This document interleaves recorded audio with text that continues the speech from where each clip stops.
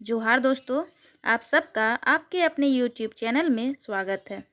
तो दोस्तों, आज के इस वीडियो में हम लोग बात करेंगे झारखंड का ऐतिहासिक परिचय, यानी कि झारखंड का क्या इतिहास रहा है, झारखंड को कौन कौन से काल में किस किस नाम से जाना जाता था। ठीक है, हम लोग इस वीडियो के माध्यम से सभी झारखंड के नामों को जानेंगे।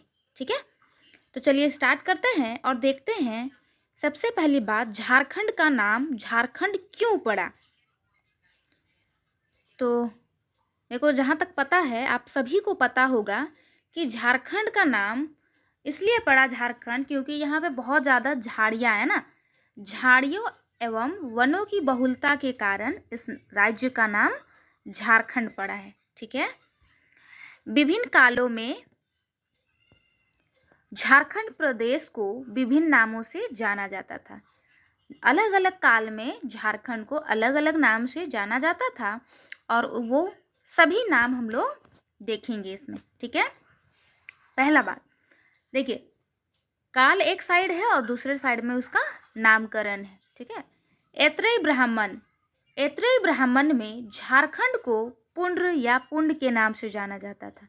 ठीक है, ऐत्रेय ब्राह्मण में झारखंड को पुंड्र या पुंड के नाम से जाना जाता था। ठीक है, इसके बाद आगे बढ़ते हैं। वायु पुराण में झारखंड को मुरंड के नाम से जाना जाता था। वायु पुराण में किस नाम से जाना जाता था दोस्तों? तो मुरंड के नाम से। ठीक है, चलिए और आगे बढ़ते हैं। अगला काल देखते हैं। अगला काल है समुद्रगुप्त का प्रयाग प्रशस्ति। दोस्तों, समुद्रगुप्त का प्रयाग प्रशस्ति में झारखंड को मुरुंड के नाम से जाना जाता था। किस नाम से? मुरुंड के नाम से। ठीक है, वहीं विष्णु पुराण में झारखंड को मुंड के नाम से जाना जाता था। विष्णु पुराण में किसके नाम से जाना जाता था? तो आपका मुंड के नाम से जाना जाता था। ठीक है, इसके अलावा बात करें भागवत पुराण की, तो भागवत पुराण में झारखंड को किक्कट प्रदेश के नाम से जाना जाता था। किस नाम से? याद रखिएगा, किक्कट प्रदेश। ठीक है, अगला महाभारत में बात करें तो महाभारत में झारखंड को पुंडरीक या पशु भूमि के नाम से जाना जाता था। किस नाम से? याद रखिएगा, बहुत इंपॉर्टेंट है, पुंडरीक या पशु भूमि। ठीक है, इसके बाद का काल आते हैं जिसका नाम है पूर्व मध्यकालीन संस्कृत साहित्य। इसमें झारखंड को कलिंद देश कहा गया है। क्या कहा गया है? कलिंद देश। ठीक है, अगला 13वीं सदी के ताम्रपत्र में याद रखिएगा, झारखंड को झारखंड के नाम से जाना गया था। सबसे पहली बार झारखंड का जिक्र कहाँ था? तो 13वीं सदी के ताम्रपत्र में। ठीक है, ये भी बहुत ज़्यादा इम्पोर्टेंट है। इसके अलावा और कहाँ कहाँ झारखंड नाम से जाना गया? तो देखिए, तारीख ए फिरोज शाही में भी झारखंड को झारखंड नाम से जाना गया। तारीख ए बंगला में भी झारखंड को झारखंड नाम से जाना गया। सियार उल मुतखरीन, यहाँ भी झारखंड नाम से।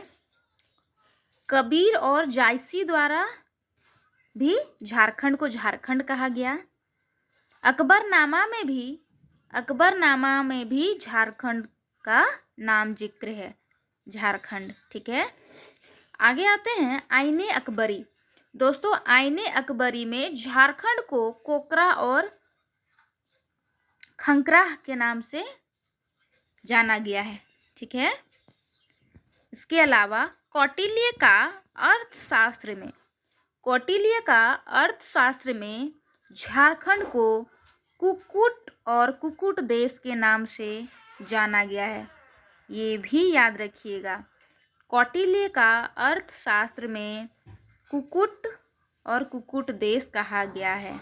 ठीक है। टोलमी ने झारखंड को मुंडल कहा था। क्या कहा था? मुंडल। फाहियान द्वारा झारखंड को कुकुट लाड कहा गया है। फाहियान द्वारा क्या कहा गया है? कुकुट लाड कहा गया है। ठीक है। इसके अलावा वेनसांग द्वारा झारखंड को क्या कहा गया है? देखिए, कीनासु फालाना, कर्ण सुवर्ण। ठीक है। और मुगल काल में खुखरा या कुकरा के नाम से जाना जाता था, है ना। मुगल काल में किस नाम से जाना जाता था? तो खुखरा और कुकरा से। जबकि तुजुक ए जहांगीरी में झारखंड को खोखरा के नाम से जाना जाता था। ठीक है। और ईस्ट इंडिया कंपनी के शासन काल में झारखंड को छोटा नागपुर कहा जाता था। क्या कहा जाता था? छोटा नागपुर। ठीक। कुछ नोट करने वाली पॉइंट है दोस्तों, जिनके पास भी बुक होगा आप बुक से पढ़िए, अदरवाइज नोट्स बनाते जाइएगा। ठीक है। क्योंकि झारखंड का कोई भी एग्जाम आप दीजिए उसमें रहेगा ही है। तो नोट क्या करना है? झारखंड प्रदेश का सर्वप्रथम साहित्य उल्लेख कहाँ मिलता है? याद रखिएगा, ऐत्रेय ब्राह्मण में मिलता है। ठीक है। वहीं पे नोट 2 में है, झारखंड शब्द का प्रथम पुरातात्विक प्रमाण 13वीं सदी के ताम्रपत्र में मिलता है। ठीक है। कुछ और पॉइंट्स हैं। वेनसांग ने राजमहल क्षेत्र के लिए, हम लोग का जो अभी का राजमहल क्षेत्र है यानी कि संथाल परगना है, उसको क्या कहा था? कि चिंकाइलो, तथा इसके पहाड़ी क्षेत्र के लिए दामिन ए कोह शब्द का प्रयोग किया था। कौन? वेनसांग। ठीक है। जबकि कैप्टन टेनर के सर्वेक्षण के आधार पर 1837 ईस्वी में दामिन ए कोह की स्थापना हुई थी। कब हुई थी? तो 1837 में दामिन ए कोह की स्थापना हुई थी। ठीक है। प्राचीन काल में संथाल परगना क्षेत्र को नरीखंड तथा बाद में कांकजोल नाम से संबोधित किया गया था। हमारा जो संथाल परगना क्षेत्र है उसको नरीखंड पहले कहते थे, उसके बाद उसी को का नामकरण हुआ कांगजोल। ठीक है। 18 देखिए क्या है अगला पॉइंट। 1833 ईस्वी में दक्षिणी पश्चिमी फ्रंटियर एजेंसी की स्थापना के बाद एजेंसी का मुख्यालय